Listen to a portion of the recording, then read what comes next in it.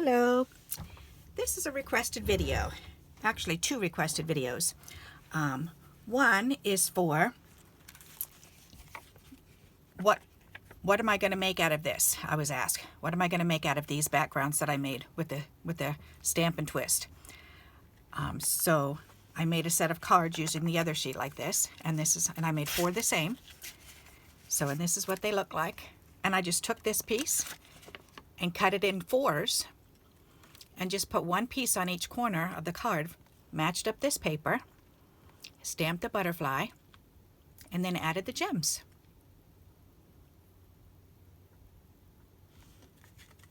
So that's one idea that I came up with.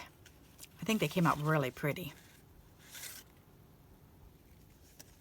And each papers that I cut is a little bit different. There's two of those and two of this.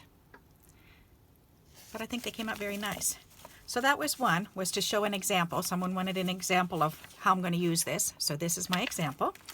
The other question I had was about the colored staples, because I just posted a video on coloring your staples with markers, with alcohol markers, permanent markers. And she wanted to know some ideas of why would I want to do that? What would I do with them? How would I use them? So here's one way. And that's doing stitching around cards. The stitches are all actual staples.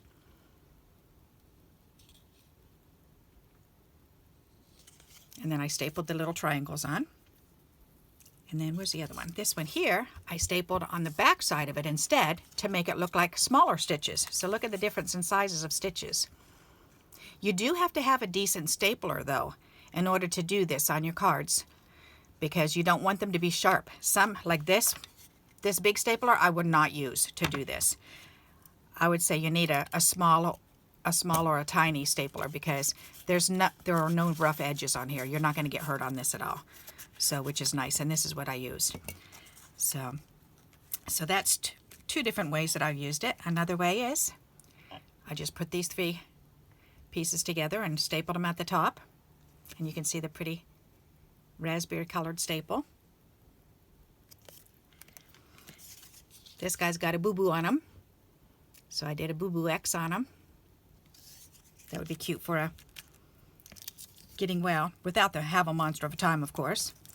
Then I made three layered flowers, one with a word in the middle, one with an X in the middle, and one with just a simple one staple in the middle.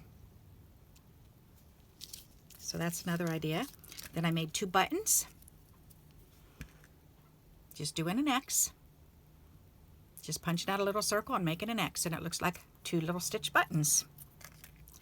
Then this one, this is vellum. So, and I stapled it here together.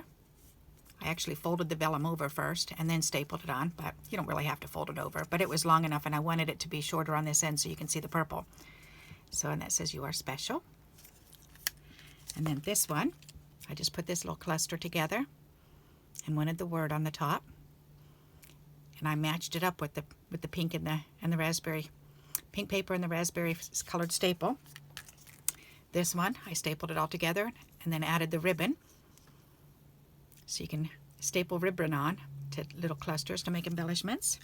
And then this one, I really like this one. This one's pretty cool because I stamped the inside of the snowflake just to give it some more color and some more texture.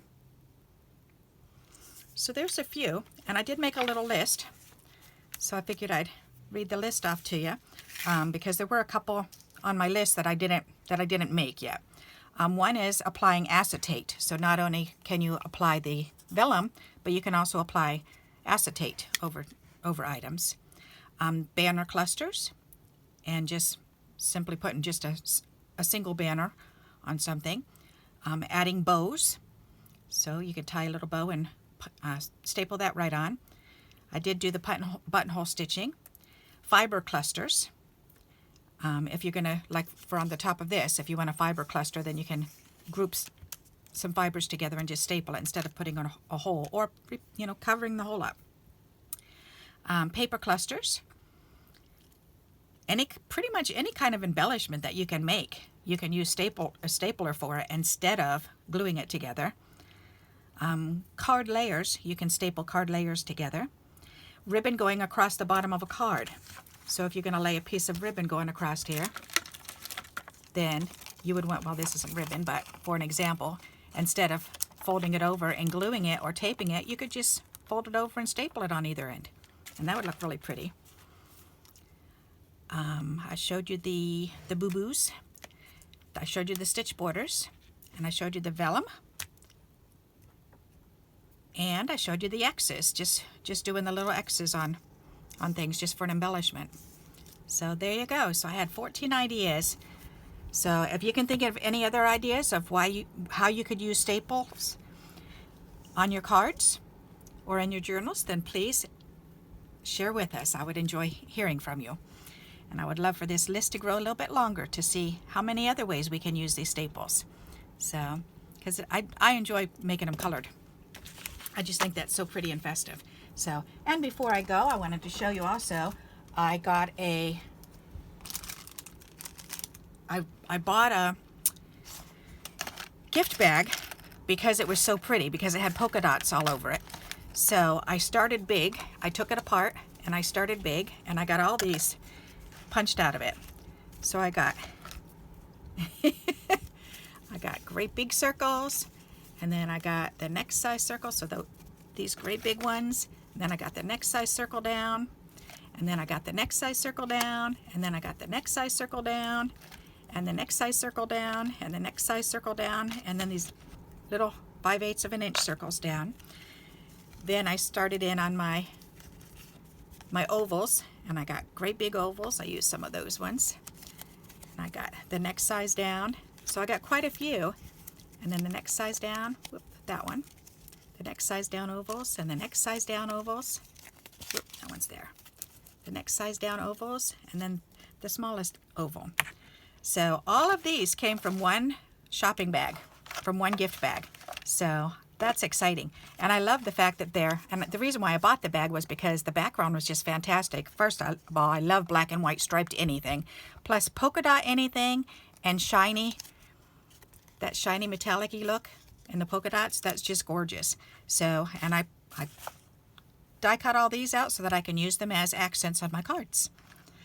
So, and perhaps I can do some flat racks with them too. That would be nice. All right, so there you go. So I hope you like this type of video. If you do, please give me a thumbs up. And remember, if you can add to this list of ways to use staples on your cards, then please go ahead and add in that comment section. I would appreciate that. And until we meet again, happy crafting. Bye-bye. Pushing the wrong